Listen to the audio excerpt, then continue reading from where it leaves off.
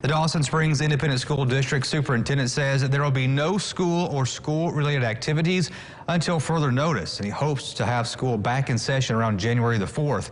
He also says the school is open 24/7 for food, clothing, toiletries, and shelter.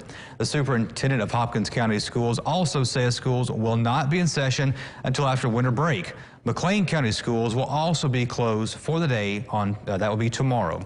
Now, schools in Muhlenberg County will also be closed. We mentioned food and clothing will be available at the Bremen Elementary from 8 in the morning till 5 in the evening on Monday.